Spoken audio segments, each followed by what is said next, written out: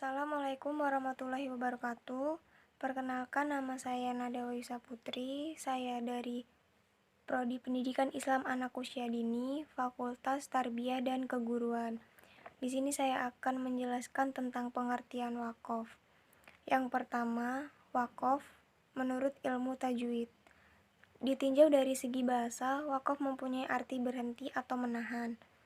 Adapun dalam ilmu tajwid, pengertian wakaf itu sendiri adalah berhenti sejenak ketika membaca suatu lafal atau berhenti sebentar pada kalimat yang terdapat tanda wakaf guna mengambil nafas untuk melanjutkan kembali bacaan ayat tersebut atau ayat selanjutnya. Yang kedua, ada jenis-jenis wakaf. Jenis-jenis wakaf ini terbagi menjadi 4 bagian.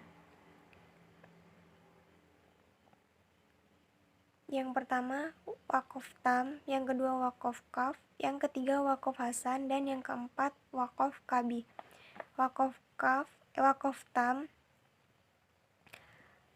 disebut dengan wakaf yang sempurna. Kenapa disebut dengan wakaf yang sempurna? Karena memberhentikan suatu bacaan secara sempurna, tidak terputus di tengah-tengah ayat atau di tengah bacaan. Yang kedua, wakaf kaf. Wakaf kaf disebut dengan wakaf yang wajar alias pas. Kenapa disebut dengan wakaf tersebut? Karena memberhentikan suatu bacaan dengan sempurna, tidak terputus di tengah-tengah ayat atau bacaan. Yang ketiga, wakaf hasan. Wakaf hasan disebut dengan wakaf yang baik. Kenapa disebut dengan wakaf yang baik? Karena memberhentikan bacaannya tanpa mempengaruhi dari arti dan ayat sesudahnya. Yang keempat, ada wakaf kabih. Wakaf kabih ini wakaf yang buruk. Kenapa disebut dengan wakaf yang buruk?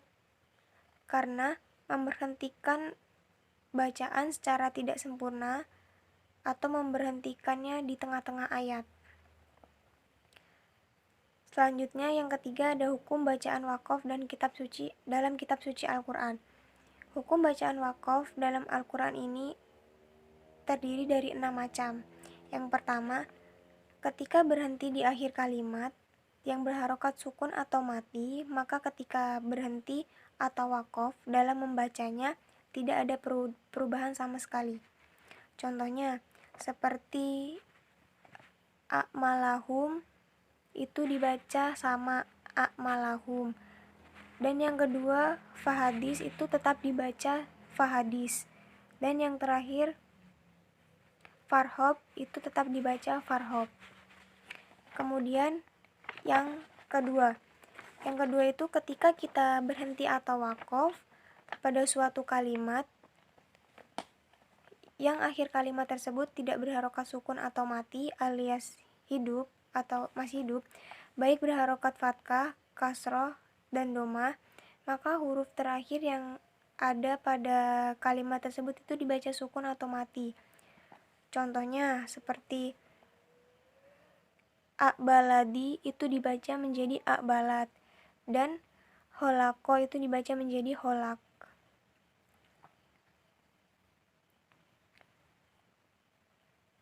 Yang ketiga, ketika berhenti atau wakaf yang kalimatnya mempunyai akhiran tak marbutoh, baik letaknya di tengah maupun di akhir kalimat, maka membacanya adalah dengan mengganti huruf tak marbutoh tersebut dengan huruf ha yang dibaca sukun atau mati. Contohnya seperti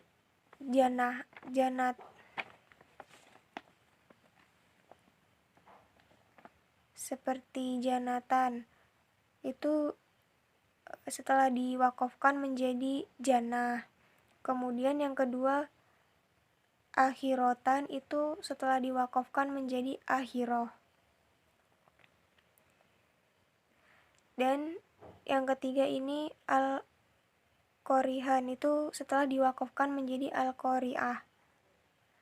Yang keempat, ketika berhenti atau wakaf pada akhir kalimat tetapi huruf sebelum wakaf tersebut berharokat hidup, baik fathah, kasroh maupun domah, untuk membacanya maka dua huruf yang terletak pada akhir kalimat tersebut dibaca sukun semuanya, atau dengan menyembunyikan semua huruf tersebut, tetapi huruf yang terakhir dibaca dengan suara yang pelan. Contohnya seperti asodai. Asodai itu dibaca asod, yaitu huruf ainnya dibaca pelan. Asodai menjadi asod. Dan yang kedua itu bilhazli. Bilhazli itu dibaca menjadi bilhazl. Lamnya dibaca pelan. Yang kelima itu ketika berhenti pada akhir kalimat, tetapi sebelumnya ada bacaan mat asli atau mat lain, atau bacaan mat yang huruf sebelumnya berharokat fathah, maka cara membaca kalimat tersebut adalah dengan mematikan huruf yang terletak di akhir kalimat tersebut, dengan dipanjangkan sedikit antara 2 sampai 4 harokat. Contohnya seperti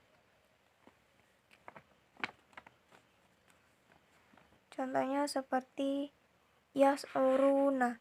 Yas'uruna itu setelah diwakafkan menjadi yas'urun, panjang 2 sampai 4 harokat.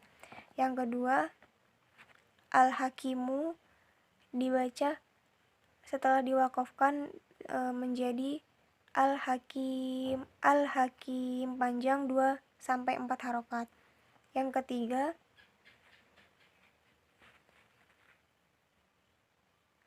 Yang ketiga wasoifi dibaca menjadi wasoif, panjang 2 sampai 4 harokat. Yang keempat ini ada min haufi ini setelah diwakafkan maka bacaannya menjadi min hauf, panjang 2 sampai 4 harokat. Yang terakhir, yang keenam, ketika berhenti di akhir kalimat tetapi huruf akhirnya berharokat fathah atau tanwin, maka cara memberhentikan bacaannya tersebut adalah membaca harokat fathahnya saja sebanyak 2 harokat. Tanwin itu dibaca fathah saja setelah diwakafkan, sehingga ketika berhenti bacaannya menjadi bacaan mat iwad. Contohnya itu seperti